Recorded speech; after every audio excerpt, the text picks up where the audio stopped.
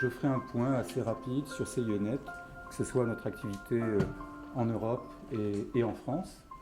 Et je passerai ensuite la parole à nos 4 intervenants d'aujourd'hui. Notre façon de parler des compétences d'un DSI et la façon dont ça a évolué au cours du temps. Est-ce que c'est quelque chose qui est, à votre avis, envisageable et nécessaire et facile à faire ?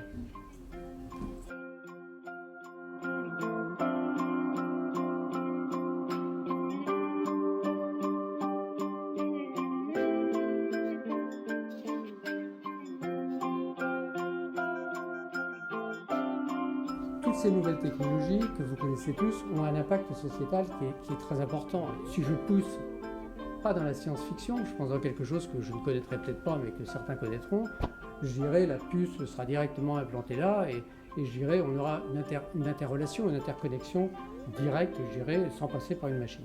Je pense que ce qui est important, c'est vraiment de trouver la place et de trouver l'endroit où il faut être pour pouvoir améliorer le métier et pour pouvoir être force de proposition.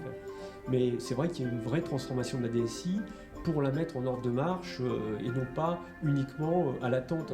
Vous avez des gens qui sont là depuis 20 ans et qui ne connaissent pas du tout le potentiel de l'apport de l'IT, de l'apport du changement des process.